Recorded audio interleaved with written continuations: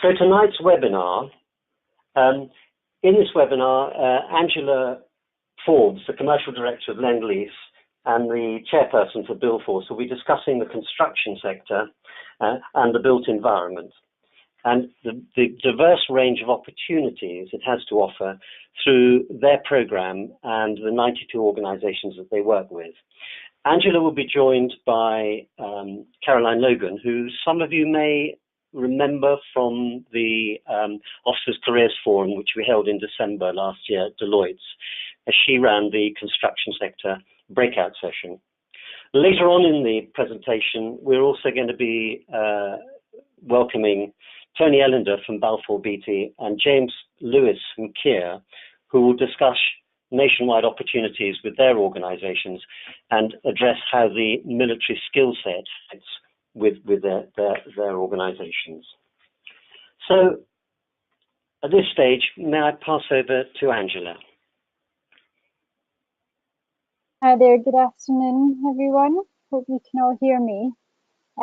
So thank you for joining us today. We're delighted to be asked to lead the call, and I'm ably assisted by Caroline Logan, who's going to keep me right. So I just hope that she's off mute as well. But thank you again for joining us. What we'll do is I'll talk through just who BuildForce are, what our USP is, why we feel we work so effectively, and where the similarities lie between construction and the military, and hence why the two are working in partnership in tandem so well at the moment. So it just takes a little bit of explanation, but hopefully you'll see how logical this is and that it's an easy transition and the next step for you thinking about leaving your current career.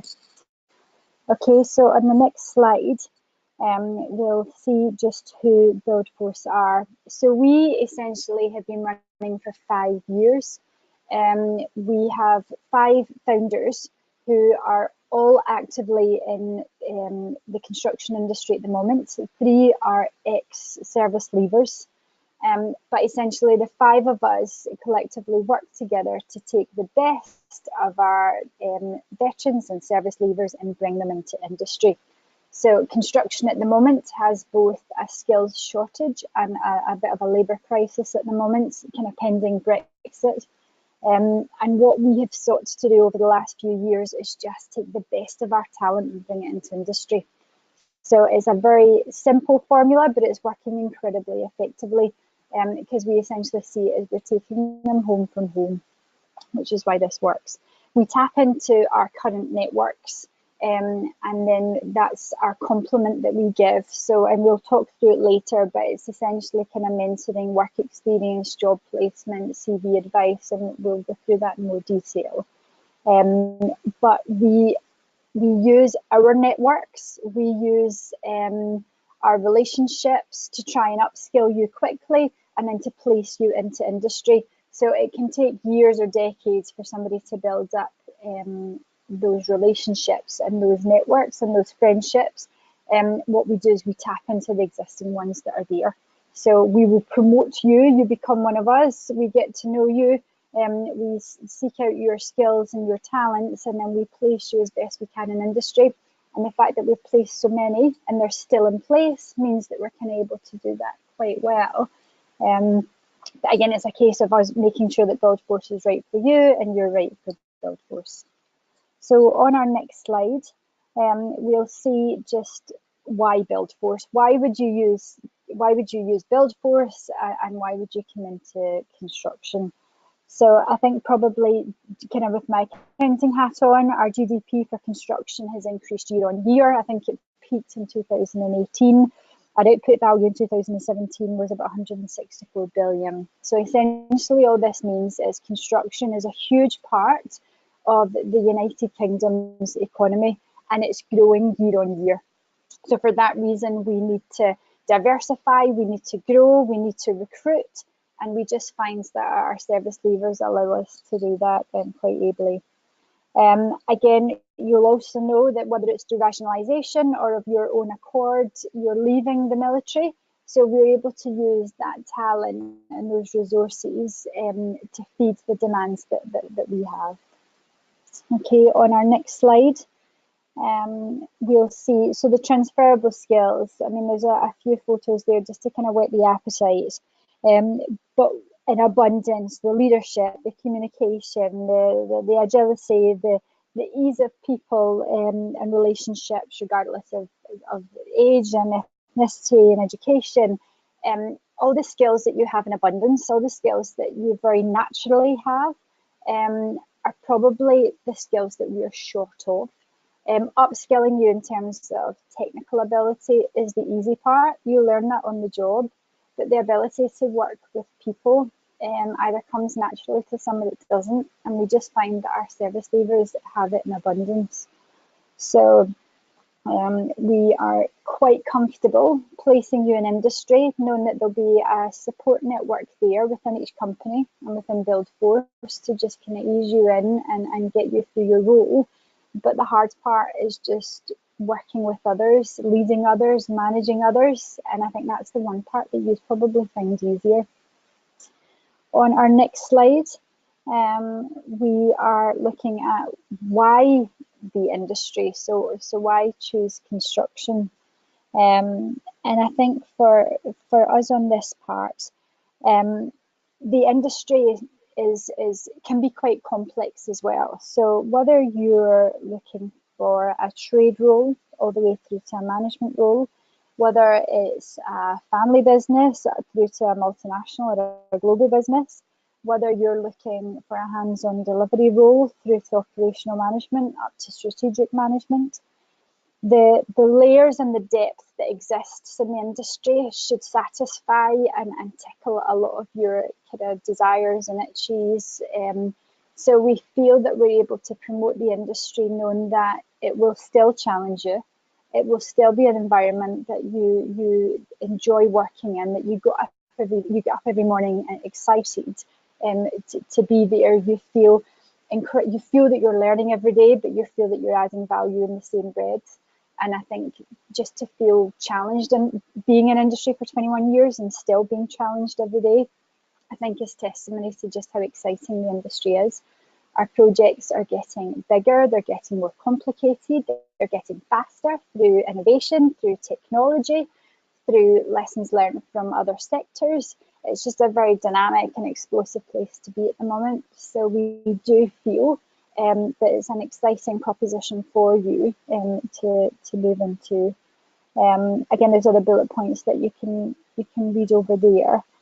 But I think for us, probably the bottom two bullet points, that camaraderie in that part of the team, we do understand that it can be slightly daunting and perhaps a little lonely almost, leaving the family and community that you're in and get into something that's completely new.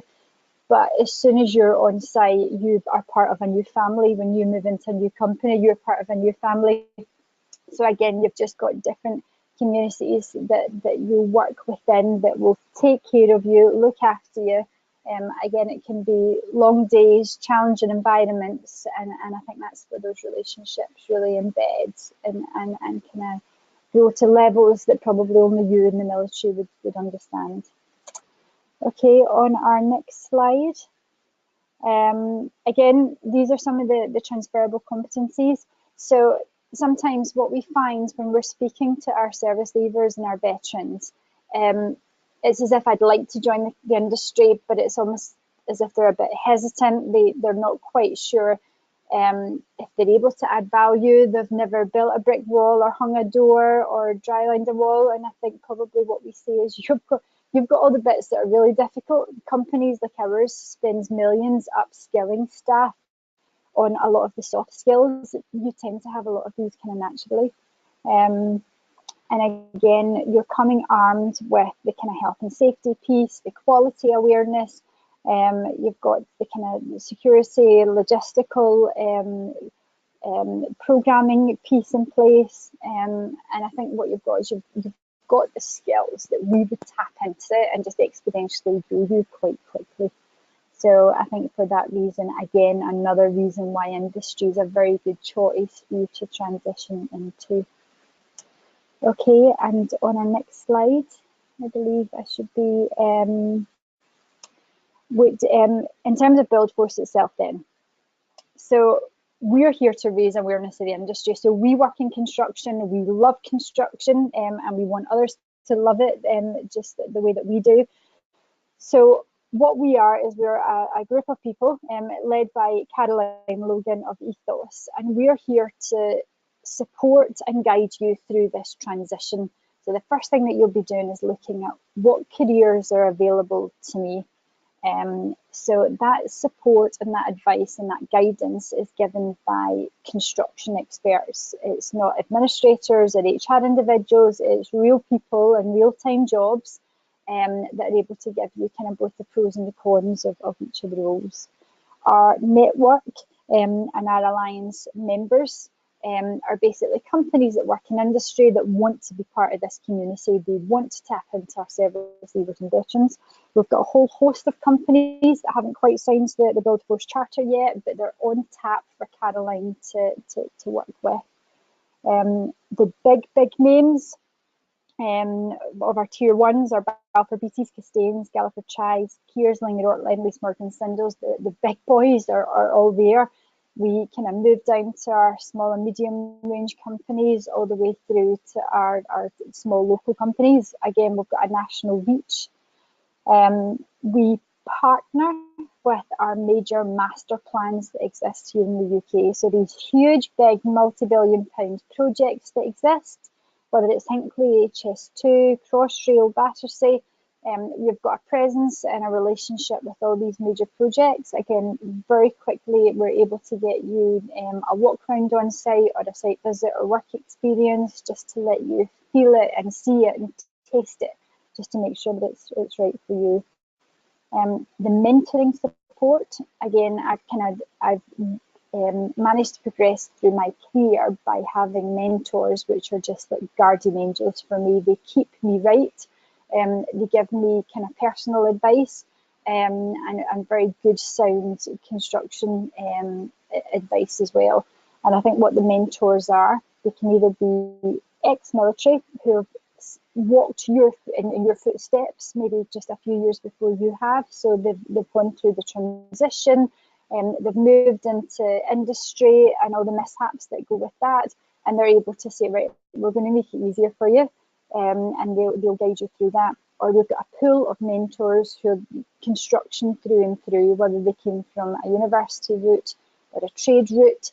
Again, they're going to be there as your guardian angel just to work with you and guide you through this process. Because the more people that you speak with, the more informed and the quicker you'll be able to work through this. And again, these all important work placements and job interviews and insight days just give you quick, easy access to industry to make sure that it's right for you. Okay, on our next slide, I'd like to introduce one of our key speakers this evening, so James Lewis from Kier. So if I can pass over to James to pick up the baton. Yeah, thank you very much, Angela. Yes, as Sarah mentioned there, I'm James Lewis. I joined the Kier after leaving the service in July 2017. I was in the Royal Engineers and joined Kier Workplace Services as a project manager. Actually, in my career in the Royal Engineers, I was heavily involved in project management, design and construction projects worldwide. As we all know, in the forces, you are deployed as and where they need you. About 10 months ago, I then transitioned into become a defence framework manager.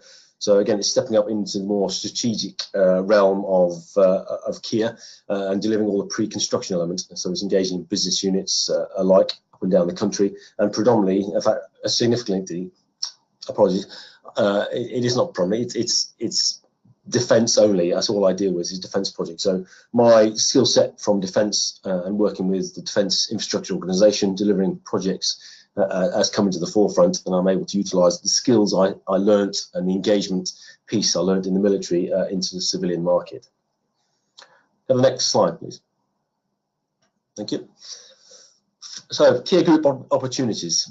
As it states there, we were one of the first to sign the Armed Forces Covenant, and we achieved Gold Status Award in 2016.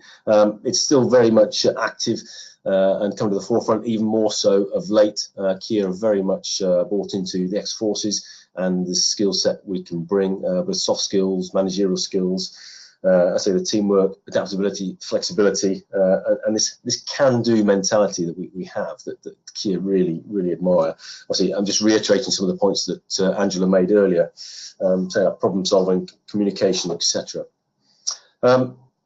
Yes, mentoring, that's one thing we mentioned earlier. I act as a mentor, so again, it's offering advice and a link to those in the service who are looking to get out to help understand the construction industry, where their skills lie, where the transferable skills can move across, and assist in that transition, because after a long time in the service, it can become quite a daunting experience.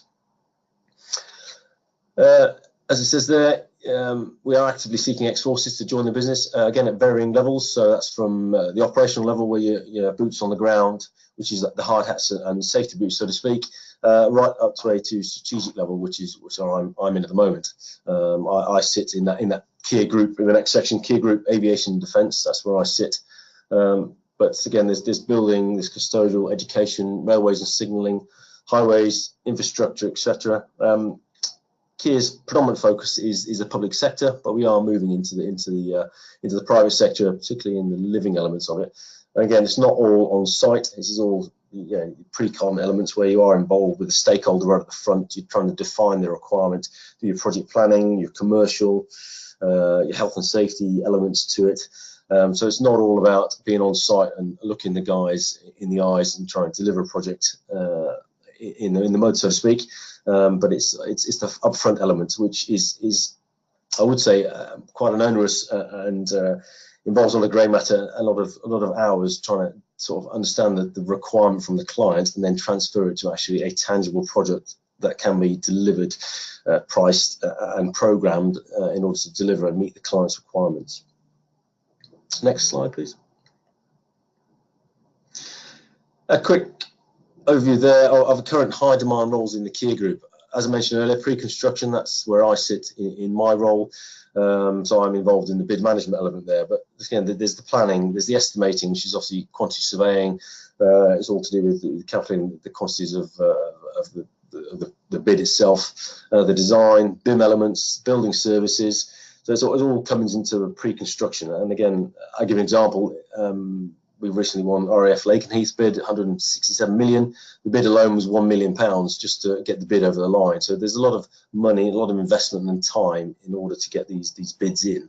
We have to speculate to accumulate. So it's worth investing in the key people and the right people at the start to get these bids across the line. Furthermore, commercial, quantity surveyor, yeah, they're essential for any bid from inception through to actual delivery on the ground. Obviously, guys have got to keep track of what's going in and what's being delivered. And the operational element, obviously the boots on the ground at the end, the project manager, site manager, the contracts manager, and again, it keeps going down. So there is other levels of employment we're seeking as well. So it's obviously your boots on the ground, so your ganger, your leader, your labourer, everything else, really through the whole spectrum of construction.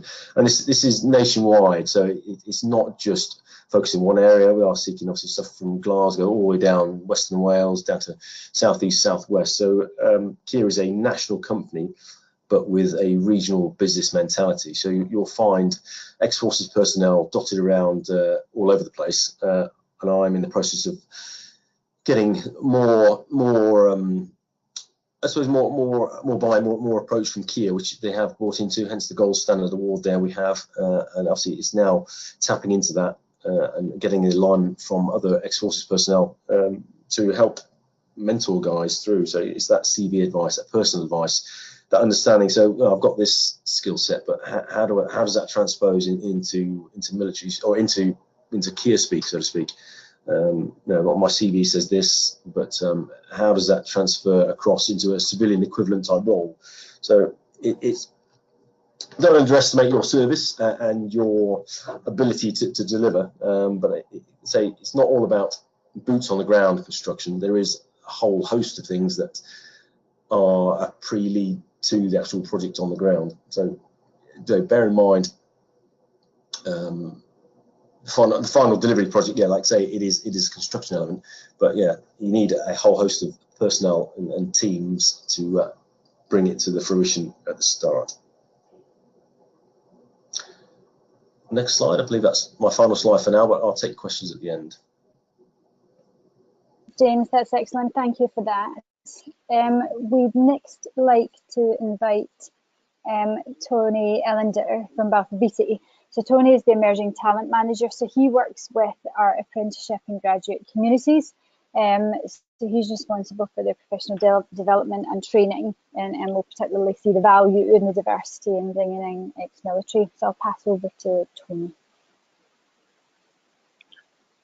Good evening, everybody. I'm very disappointed that James mentioned RAF Lakenheath, because we came second on that one in the bid, but congratulations to Kier for winning that. Yeah, my name is Tony Ellender. I work for Balfour Beatty. I'm currently sitting in our head office in Canary Wharf, and previous to Balfour Beatty, I was in the Royal Navy. My photo, as you can see, is a civilian one because I'm fully converted. If we can go to the next slide, please, I'll share with you some information about Balfour Beatty, and it's really good actually that the previous speakers have covered lots of stuff around the transferable skills that forces leavers can bring to the construction industry, and there's actually quite a lot of synergy, I think, between the way in which the construction industry works and some of the skill sets it requires around project management, team working, leadership, resilience, and so on, that are well developed within the forces.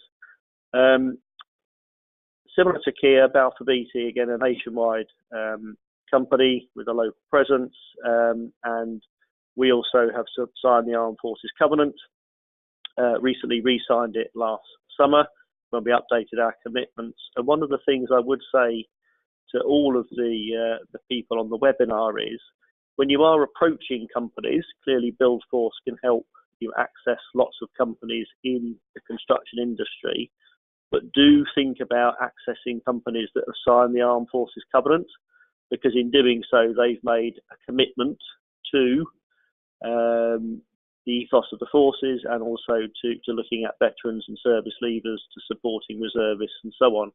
So that is a publicly available list, and there's about 2,500–3,000 companies have signed that. So I would say use that as a marker of a forces friendly company.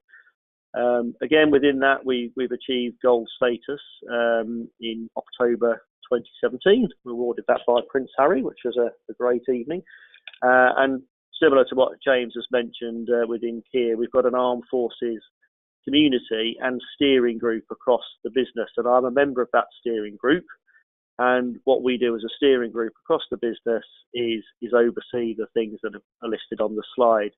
So it's not just about recruitment of leavers and veterans in partnership with others, and those others include BuildForce, but people like the Officers Association, CTP, and so on. But it's also similar, I'm sure to Kier and others that have signed the covenant. It's support for reservists. So we have a number of reservists within the business, some of whom are ex-regular, some of whom have been reservists their entire construction career. So we give additional leave to them. Particular for my business, we get involved in, or my area of the business, we get involved with working with cadet units around accessing apprenticeship opportunities and so on.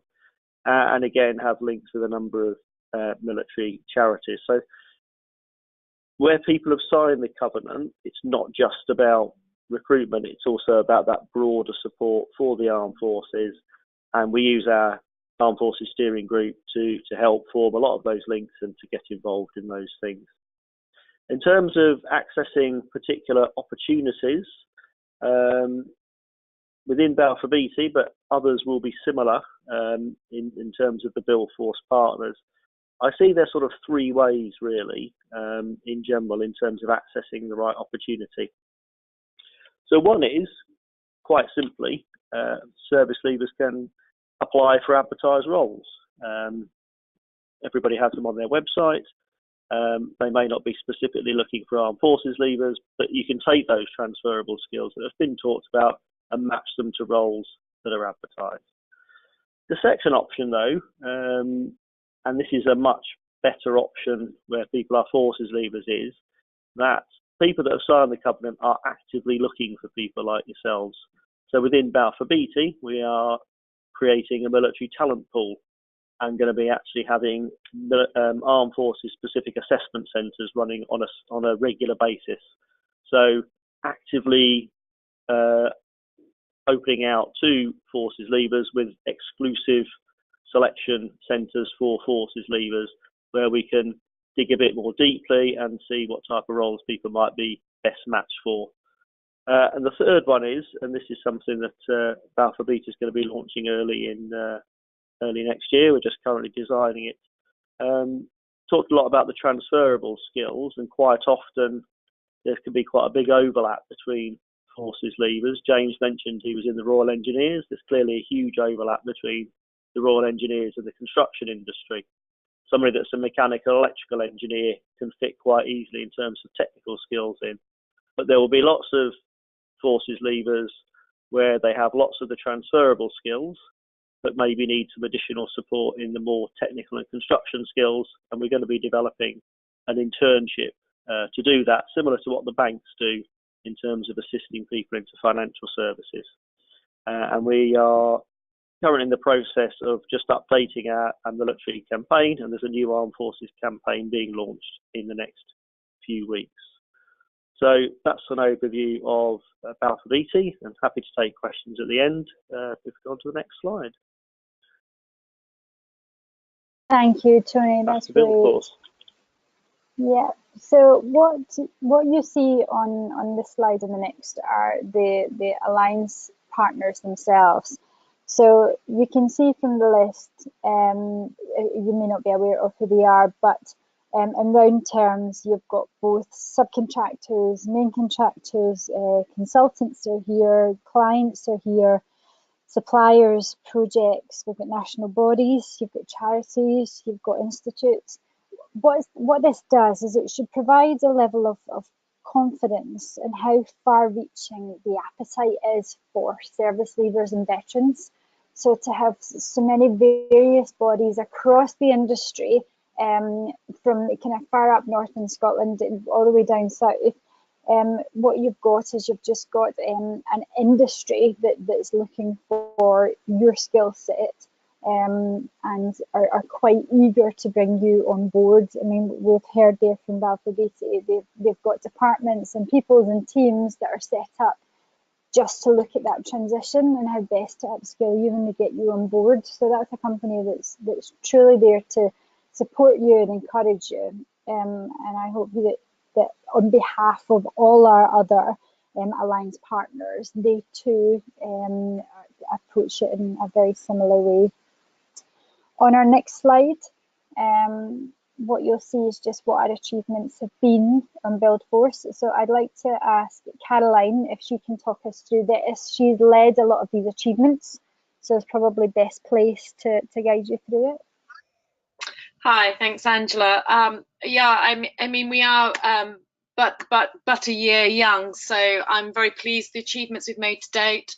I think the USP of BuildForce is definitely the one-to-one mentoring, and from that, the work placements and the job opportunities are identified. The work placements have been a huge success in this last year, and some have led to employment. So definitely would sing the work placement route, and if you can get on a work placement, whether or not it's linked to a job or not, just do it, because the further connections you can make within the supply chain or their JVs is immense. The Armed Forces Insight Days have been a huge success. Our next one is next week. Definitely fantastic forum to get one-to-one in front of some key major employers, a bit like speed dating but for employment, and more further great connections to be made. And that's all I'd like to say on that slide. Thank you.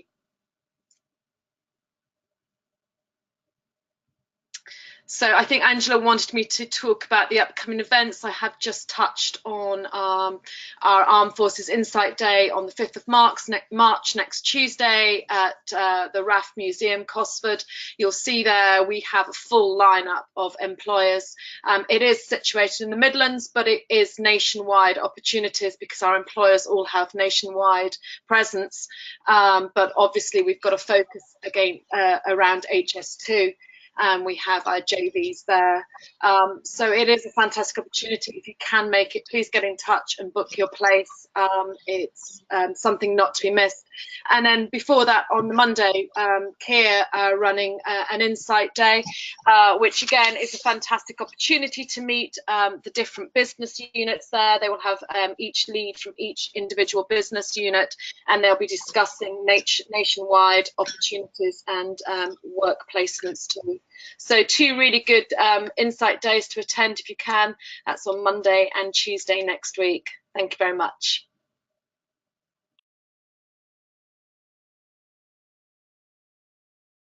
Again, what we can see here is, I think probably for me, just when my mind's very kind of pragmatic, I just want it to be real. So what have our other recruits said about the initiative? How do they truly feel about the value that it's given them and the guidance and support that's been there? So there's only 4 testimonials there. We can provide hundreds, but it just gives you a flavour of what particularly they appreciated most, or what helped them most.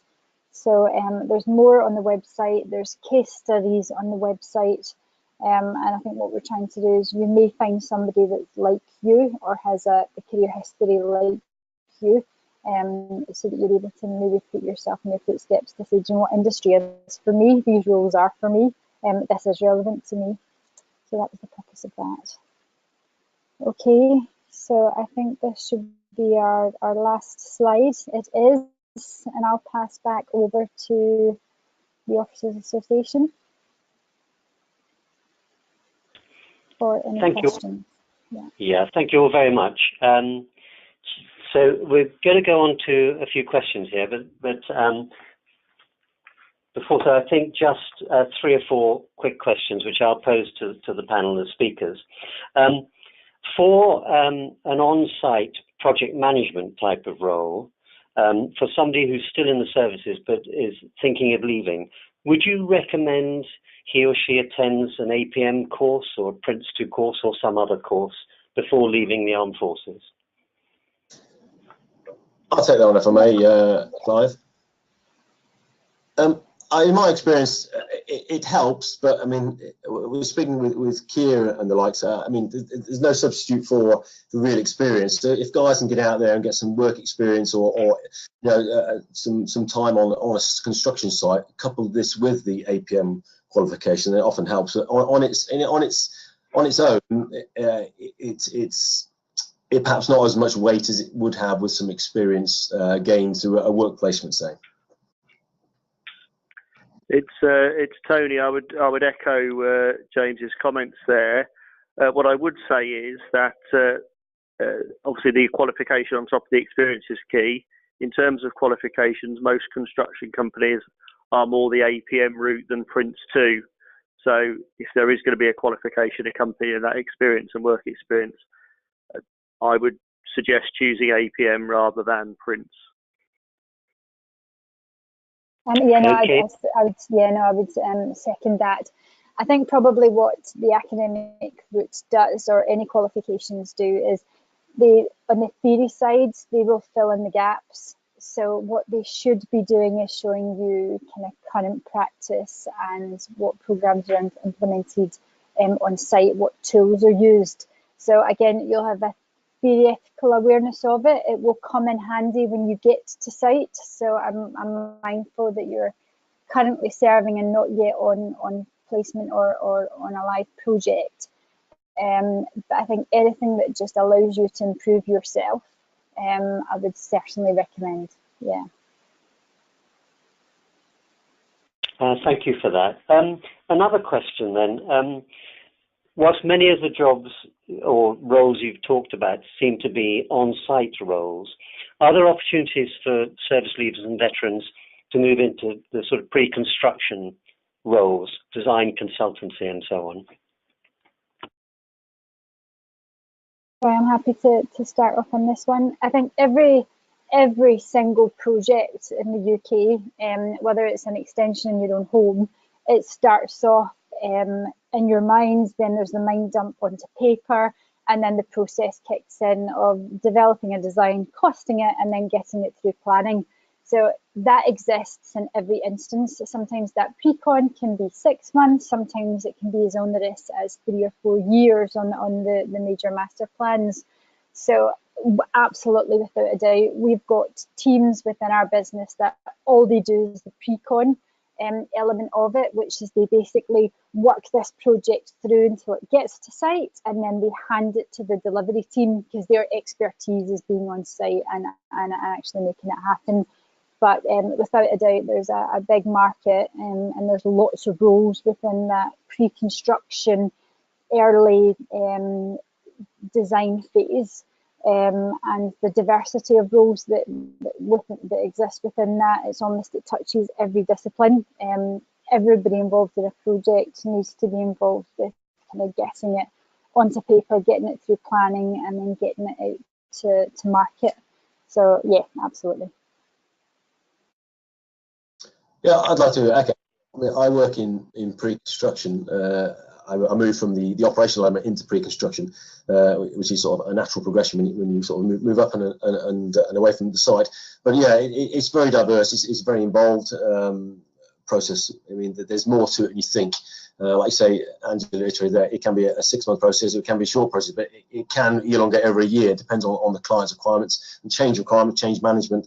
There's a lot of elements that are really link it to the APM qualifications. A lot of elements of that are brought into it through the whole process, and it's a whole management process. But it's, yeah, anything from commercial to design to quantity surveying to even business development managers. You know, the really early piece where you're going out and touting the business, you know, engaging with the client, finding out what their requirements is, then you're developing it. So, I mean, I'm a framework manager, but there's various different routes to it. There's health sort of management, there's framework management, there's plenty.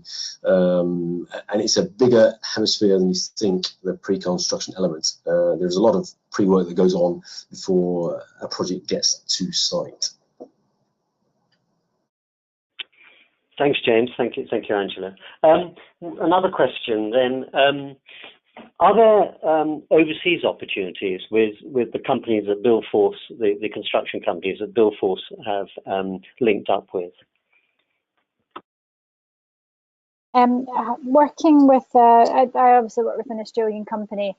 I think if you, just as a general rule, if you are employed here in the UK with a British company, you tend to do your initial kind of 2-year service before they would, more often than not, think about sending you abroad. And you'll need that period of time to really earn your stripes and take the value in what you do abroad. We do work with global companies. They often post their international placements internally. We're able to tap into that to see what can be offered.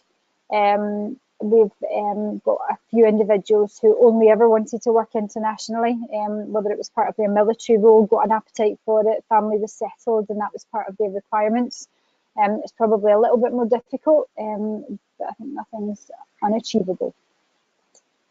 I think it's different for different companies. So speaking for Balfour Beatty, we do have overseas operations in the United States and Hong Kong, but they are overseas companies that we own, as opposed to the British part of Balfour Beatty working overseas in an expatriate way. So they are, 95% local nationals working in those businesses. So we do have overseas opportunities, but they are limited, I guess. It's one of the questions I think that a service leaver should ask a specific company if that's important to them. I'll give you an example. One of our joint venture partners that we're working with on HS2 is Vinci, who are a French company, and in our Birmingham joint venture office, the Balfour Beatty people are all UK nationals, but the Vinci people are mostly French because they operate a slightly different model in their major projects division where people are genuinely globally mobile. So if that's important to people, then it's something that they should ask the individual companies that they're interested in, because as Angela alluded to, different companies will approach that in different ways. Thanks, Tony. I've got 2 or 3 other questions I'd still like to ask, if that's okay. You mentioned work placement opportunities. Are those available to people whilst they're still serving? Yes, in my final 2 years, I was able to secure placements. It very much depends on your chain of command and your line management, but it's in their interest to let you attend. And I was fortunate to be let to go to do 2-week placements. So it's a case of getting the requisite forms. Apologies, I can't remember off the top of my head which form it is, but it's getting some couple of signatures on the form, an agreement from the employer, because the MOD still carries it's the insurance form basically you fill in. But there's nothing stopping you do it apart from your chain of command. But again, like I mentioned earlier, it's in their interest to let you develop. So if you identify with a company and you want to attend a work placement, then by all means approach them, try and get the package set up, and then go back to your chain of command and get them to approve it. I mean, Kier offer at the moment, we're looking for 6-week to 6-month placements, so there's the opportunity to do them across the whole spectrum of construction at the moment. And there's also the opportunity to use your GRT or your resettlement 35 days at the end. You can also use those for placements instead of qualification. So it's up to you how you split that out. Thanks, James. A difficult question to answer, I know, but what do you think the likely impact of Brexit is going to be, both on the construction industry and the infrastructure development industry, particularly their appetite to recruit service leavers? We all ignore that question. Is that allowed? All of you are going to ignore it. Just you, Tony. It's going to affect different companies in different ways, depending on where they are, which tier they're at in the supply chain, and where they work. There are a lot of EU nationals working in construction, but not everywhere. It tends to be a London and South East focused issue in terms of skills. The reality is most of those EU workers will be remaining in the UK post-Brexit because they're settled here and they're allowed to stay on here. I think what it is doing is focusing a lot of companies' minds on concentrating on homegrown talent. So I think it will have a big impact on companies thinking more about apprenticeships and graduate programs, and dare I say, employing service leavers.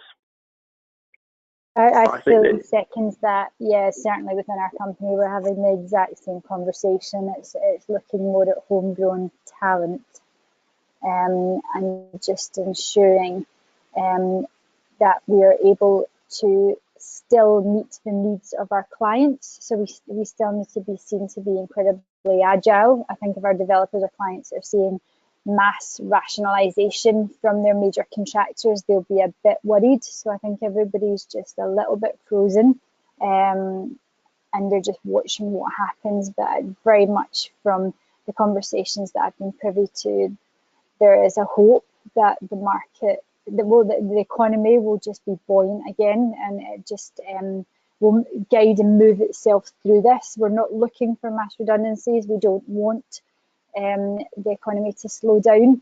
I think everybody's just being very cautious and careful at the moment, but we are still predicting, hopefully in 2 years' time, that we should be back to where we were last year. That's very much our intention. Thanks for that, for the B word. I just got one last question I'd like to ask, and it's more to do with BuildForce than the other two. And I'm just going to read it out because it's a little bit complicated if I try to shorten it. From one of the attendees, I left the military 2 years ago, and I've been doing my own property projects, renovations, with a view to continuing this as a business. either with my own properties or customer facing. Appreciate this isn't seeking a paid employment, but would BuildForce have mentors that could support that process? I'm sure Caroline will just second me here, but I think what our mentors provide is a wealth of experience. So we may find that some have been sole traders or have set up their own companies during their careers, or have the intention of going on to do so. So they may be quite well informed in that space if that's the particular skill set that you're looking for. If it's around kind of business development and it's that sort of advice that you're looking for, again, we just need to kind of better understand what you're hoping your mentor can provide, and then try and best match it up. And Caroline's kind of the expert in that space. She's very good at drawing out what you need, and her, knowing the mentor so well, she's able to pair you up quite effectively. So.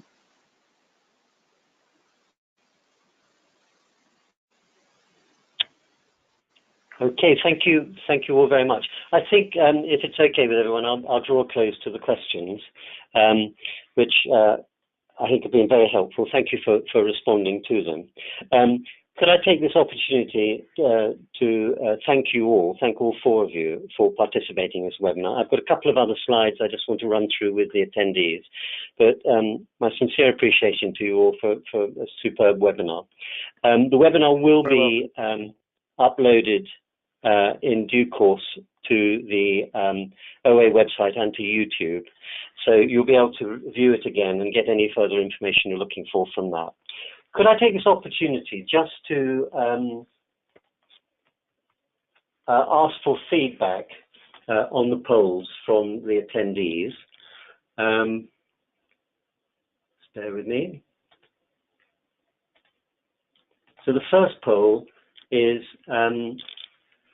please rate the impact of tonight's webinar.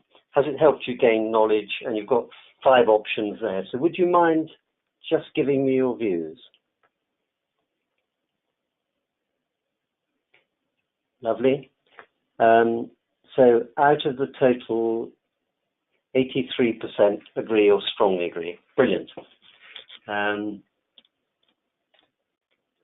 then the second one, how likely are you to recommend OA webinars to colleagues and friends?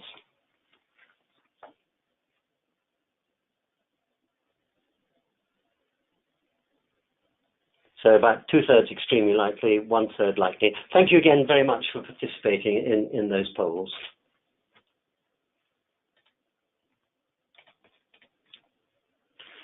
On the screen there is the contact details for us, and at the very bottom, the email address for Caroline. She can talk, or she can give you further information about the upcoming events that she spoke about earlier. The one on the 4th of March, the Ex-Forces Kier Insight Date, and the one on the 5th of March, which is BuildForce's Armed Forces Insight Day at Cosford. Finally, our next webinar, we try and run webinars every Tuesday evening. Our next webinar is with Mott MacDonald, another construction or consultancy, who will be introducing their Careers Day, which is in Bristol later on in March. So, ladies and gentlemen, thank you very much, all of you, for joining us. It's been a pleasure hosting you, and I wish you all a very good evening. Thank you.